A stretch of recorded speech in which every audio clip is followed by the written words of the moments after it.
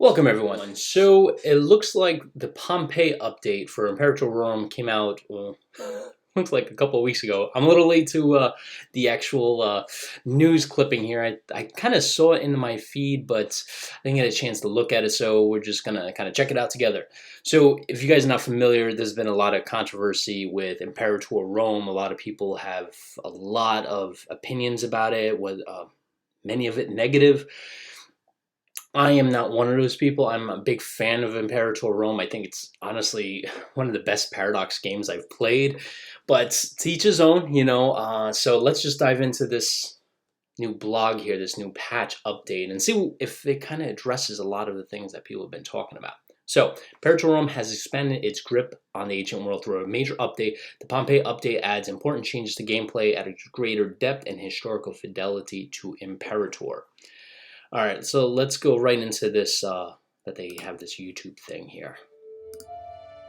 Hello, my name is Peter Nicholson, and I'll be leading you through this, the feature breakdown for the 1.1 Pompeii patch for Imperator Rome. The Pompeii patch for Imperator aims to expand on a number of features we felt deserved additional attention in the weeks leading up to and after the release.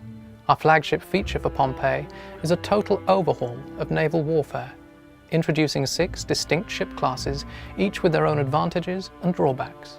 In a similar vein to land combat, navies will be able to choose from a number of naval tactics, allowing you to gain an edge over your opponents, and vie for naval dominance in all arenas. Hellenistic naval warfare would of course be incomplete without the ability to board and capture ships, so a system for allowing this has been introduced alongside the reworked naval combat mechanics. New Admiral traits will also allow you to take advantage of up-and-coming characters destined to be seafaring prodigies. Heavier ship classes will now be capable of providing assistance during invasions, with the ability to assault ports and coastal fortresses once naval supremacy has been assured, bringing a new tactical level to naval gameplay.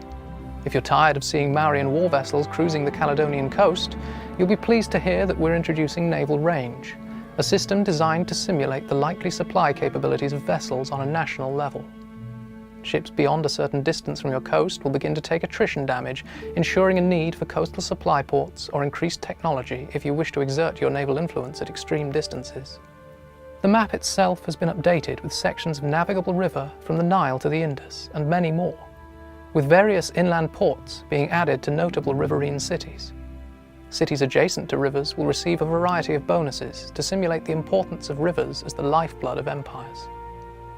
As part of the naval theme in Pompeii, we took the opportunity to overhaul the way that pirates function, allowing you to hire groups of organized pirates more akin to mercenaries, who will fight under your flag so long as you're able to pay them. Pirates will inhabit port cities, provided that the owning country tolerates them, providing bonuses on a local level. Harboring pirates is a risky business, of course, and nations fed up of pirate raids will have access to a unique casus belli in order to put down any pirate menace, available through the laws screen. One of the most requested features has been a system for representing dual rulership. This will be included in Pompeii. Certain Republican government types will have access to a form of co-consulship, allowing individual ruler statistics to be chosen from the best options between your consul and co-consul. A weak co-consul is not without dangers, however, as ruler popularity is averaged between your consuls, and the corruption of both is taken into account. A disloyal consul will begin to work against you, increasing your power costs. All monarchies will now benefit from a similar system, allowing the consort to make up for failings in a monarch's abilities at the risk of increasing your power costs if your consort is not loyal to your cause. Our second focus for the Pompeii patch is on stability and internal development. Stability itself will now be represented on a scale of 1 to 100%, which will trend dynamically towards 50. Choosing to increase your stability will no longer simply add to your stability value, but will cause a gradual increase over time. Each time you perform this action, however, the cost for doing so again will increase. A stability value below 50 has new added dangers. The threshold for civil war and rebellion will begin to decline, stressing the importance of a loyal character pool even further. Leading on from this, we've implemented a new concept for characters called Power Base. Power Base is a representation of how much military might a character would be able to bring to bear if they so decided, and can be gained by attaining offices, governorships, loyal cohorts, and wealth. The calculations for civil wars will now take power base into account instead of only loyal cohorts, ultimately meaning that even characters without a standing army can bring your proud nation to its knees should you mistreat them. Holdings have undergone a redesign linked strongly to the power base feature. For every 10 slaves in a city, 1 holding will be made available. Holdings can be granted to characters manually to increase their loyalty and income. However, holdings also provide power base to characters, increasing their political weight and capabilities in the event of an impending civil war. Characters will also purchase holdings themselves if they are able to afford them, passing them on to their family in the event of their death. As part of the power base feature, characters in positions of power may no longer be imprisoned without due diligence, requiring a trial to be performed. The higher the power base of the target, the greater the risk of losing standing or beginning a civil war. Also introduced in Pompeii are a series of government-type unique interactions, which have the potential to augment your nation in times of need, or if you have a surfeit of power. Republics will have access to a series of faction-themed abilities, which may be used at the risk of increasing dissatisfaction in your government and increasing populist sentiment. Monarchies have a number of unique interactions designed to give them tools to deal with situations commonly occurring for their government type. Have your character pool collectively swear oaths to your heir, summon a war council to debate the next prime invasion target, or focus on developing the civilization level during your reign. Tribal governments can choose to permit free migration, making it easier to decentralize their nation or increase their enslavement efficiency and populate their cities with the citizens of their foes through conquest. The population mechanics have received some attention in Pompeii, having been split into 2 modifiable components: population growth and population capacity. Various trade goods have been rebalanced to provide population growth, whereas grain and granaries will now affect local population capacity. Overpopulated cities will therefore need development in order to continue growing. Climate will now play an important part in the potential population capacity of your nation, with warm climates inherently able to sustain higher population numbers. Nearby rivers, road connections, and much more will all increase the population capacity of a city. In addition to these reworks, we will be adding a province-level feature designed to facilitate tall play and to reward a continued focus on the important core provinces of a nation. 4 province investments corresponding to each of the 4 power types will be available, giving you additional choice upon how and where to spend your resources, boosting local trade routes, building slots, same religion happiness, or provincial output and loyalty. Many events and decisions will also grant free provincial investments, acting as an incentive to complete certain tasks. As part of our ongoing efforts to bring regional identity to the many nations, cultures, and religions in Imperator, all nations will now have a heritage modifier. Heritage modifiers will provide bonuses as well as a drawback, designed to suit specific nations, as well as a whole host of culture groups and terrain types. In an effort to better display quite what your characters are getting up to behind the scenes, the ambition system has been reworked to act as a more visual display of a character's objectives. These schemes can occasionally be assisted or interfered with for a cost, and you'll be able to pick from a number of schemes for your ruler to perform. Skim from the treasury, seek patronage from a powerful political figure, or seek to prove the veracity of your lineage, perhaps uncovering a link to a renowned bloodline for Hellenic monarchs. Another popular request has been the ability to switch religion. This will now be possible, once certain conditions are fulfilled, allowing nations to reorient their national religious identity and access new omens appropriate to their new religion. Religions themselves will now have their own modifiers, allowing you to tailor your experience according to your desired playstyle. Omens themselves now contain much more variation, with each religion having distinct and unique options available to them, as well as a variety of situation-specific omens for certain nations. For example, Ptolemaic Egypt will gain access to a number of new omens if they choose to embrace the Serapis cult. As with all patches, we've added a large amount of flavor and event content, utilizing old and new content alike. Carthage and Rome particularly have a number of new dynamic historical events, as well as many additional situational events for other nations. Many oft-requested features will be making an appearance in Pompeii, most notably the ability to relocate national and provincial capitals, provided requirements are met. To allow you to paint the map in whichever manner you so desire, you will now find yourself able to release owned provinces as client states, handing over control of the target area to a local client government, in exchange for all the benefits of a vassal relationship. Last but not least, our team of artists and coders have finally been permitted to express their destructive potential. Experience firsthand the fury of volcanic activity. Watch as the city of Pompeii is buried under ash, and marvel at the destruction wrought upon your neighbours who chose to construct their capitals adjacent to volcanic ranges. In addition to volcanoes, storms, sandstorms and snowstorms will be experienced across the map, enhancing the visual fidelity of Imperator and providing a new tactical element to warfare and supply.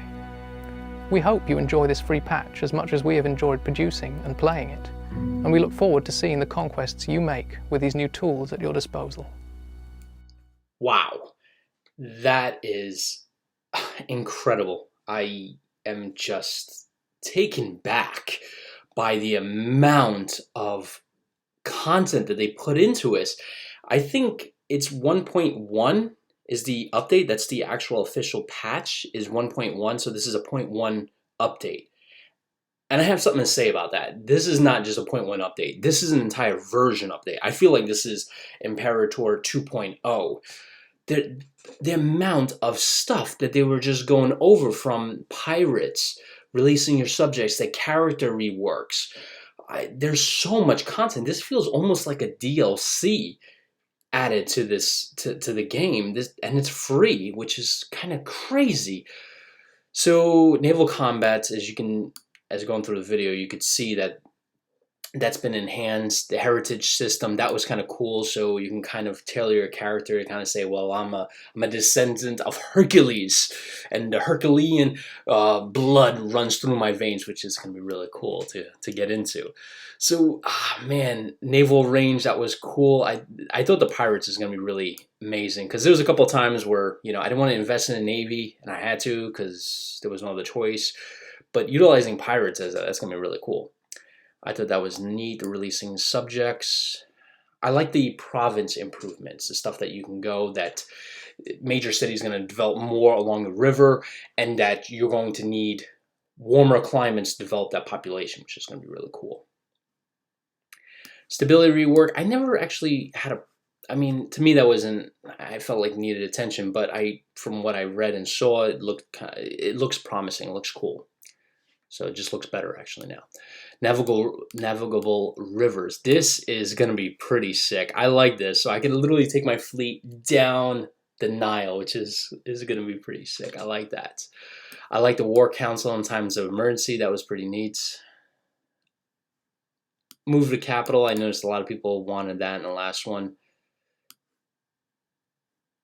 Including flavor events. Okay, interesting. Yeah, like again, 1.1? Seriously? Yeah, and I noticed that will not work with older saved games. So, yeah.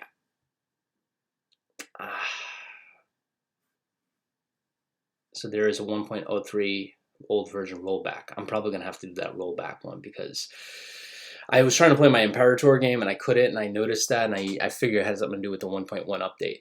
But honestly, guys, this is insane. This is not a 1.1 update. This is a DLC update. The amount of content, a lot of stuff that he was going into is just incredible. So I really, I'm now fine with losing that entire hours and hours of work that I put into my saved game. Forget about it. I'm going to play this because...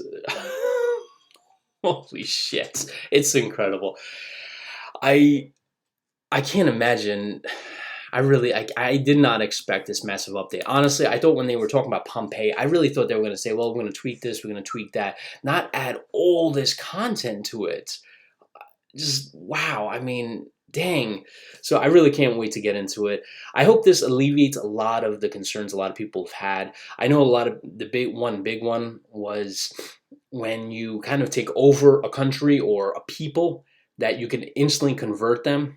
And I didn't notice anything kind of them mentioning this. Maybe I overlooked it, I don't know. But I know that was one thing that people were talking about, like it's so easy to convert. I think this might have been addressed in this update, or if not, it's probably going to be addressed. I know Paradox is aware of that, and people want a little bit more difficulty, or what's the word I'm looking for? like not to have an instant conversion of people to Roman. You know, like if you're a Gaelic, or let's say Athenian, right, and automatically you hit convert, and all of a sudden, oh, we're Roman. I can understand that kind of frustration. It's, you know, obviously it doesn't transition overnight. You know, it takes decades, if not centuries, for people to kind of get more acclimated to another culture and become representative of that. So yeah, I can understand that. It didn't really honestly bother me. I felt like it was just like a small little thing, and it barely even showed up on my radar. I know it showed up on a lot of other people's radar, but I thought the pros of Imperator outweighed any cons that it had. And this game, this update has just blown me out of the water again. So, wow. Special thank you to Paradox for this. And because it's free, I can't wait to see what other stuff they have in planned. Yeah, this is awesome. All right, guys, I'll catch you next one.